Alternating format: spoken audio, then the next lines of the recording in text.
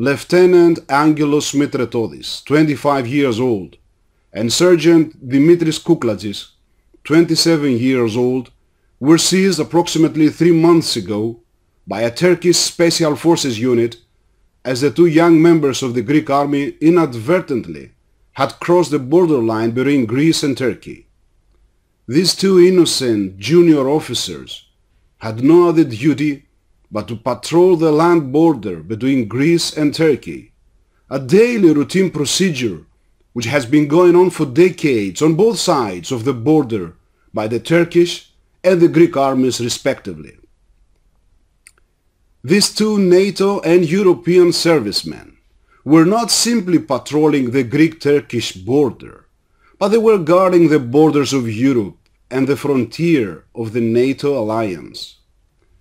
They were seized by numerous Turkish special forces in what seemed to be an ambush in the daylight, as the two members of the Greek army were surprised and surrendered their light armament immediately, without resistance, which makes every reasonable individual wonder about the true motives of the Turks. The two detainees reportedly acknowledged that they had crossed the borderline inadvertently due to bad weather, which is a trivial, frequent incident on a borderline which is vaguely defined without walls, fences, or other natural barriers.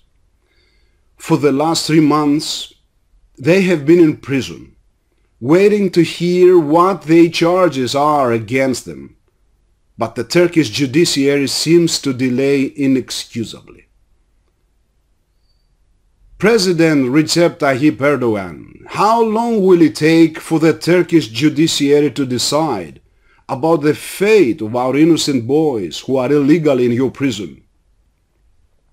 We are absolutely sure that if you ask the Turkish people, they would agree that Turkey has never been threatened by Greece, and especially Turkey has never been threatened by those young Greek soldiers who were peacefully patrolling our common borderline.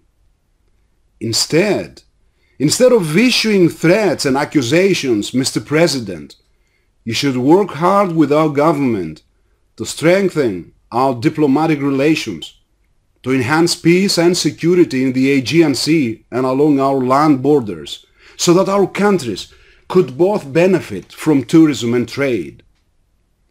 How can you, Mr. President, keep a relatively recent graduate of our Hellenic Military Academy in prison, who I can personally guarantee, as his former professor at the Academy, is an officer of honor and integrity, who would never violate his duties and would not act as a common spy wearing his honorable military uniform? Moreover, his subordinate, Sergeant Dimitris Kouklatzis, who has also been illegally seized and imprisoned in Turkey, has a high honorable reputation in his service and among his colleagues. Your military academy cadets, Mr. President, have visited our military academy in a successful effort to establish a friendly and honorable military friendship between our cadets. Do you really believe that by ordering the graduates of your military academy, maybe the same ones that enjoyed our hospitality, to seize and detain a graduate of our academy is an honorable gesture?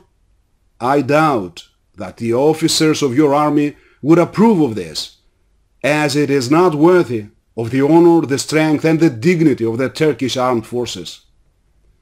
After the incident, both countries now have stepped up patrols along the borderline and in the Aegean Sea.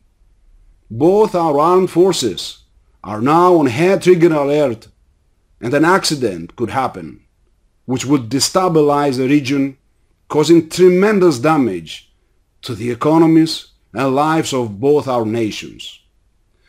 In view of your hostile attitude and belligerent rhetoric, Mr. President, which we strongly believe is not the voice of the peaceful Turkish people, Greece will soon have to focus on building or buying stronger weapons, which would precipitate and perpetuate an arms race, as it always happens between countries that are engaged in an undeclared Cold War. Our countries, Mr. President, should not be dragged into a nationalist frenzy, which would certainly lead to war and disaster. Our economies are in a state of emergency, and yet, instead of working with us on mutually beneficial financial and diplomatic agreements, you have decided to build and buy more weapons, which you threaten to aim at Greece, a peaceful neighboring country. History has proved that wars are not always won by the bigger armies, Mr. President. Therefore, you should bear in mind that if Turkey starts a war with Greece, no matter which side wins, when the dust and the fire of the Turkish and Greek weapons subsides, when the Turkish and the Greek parents have buried their sons and daughters who died in combat, then, Mr. President, where will you be when Turks and Greeks alike will kneel in prayer to mourn not just our armies and our economies, but also the dead Turkish and Greek sons and daughters and the lamentable future of those who survived? The Arms Control Center is constantly studying the security environment in the area and is informing the international community that there is an imminent danger of an accident, as both Greek and Turkish armed forces are on hair-trigger alert, which could precipitate a bloody war between Greece and Turkey. On the other hand, we propose the collaboration of our research center with other academic, governmental and non-governmental bodies in Turkey in an effort to de-escalate the situation, establishing an arms control and verification agreement, which would be for the benefit of both countries. In view of the above statements, advice and comments, as the director of the Arms Control Center, I would like to close this short security advisory by issuing an appeal to the Turkish President Recep Tayyip Erdogan. Mr. President, set our innocent boys free and let our nations live in peace and harmony.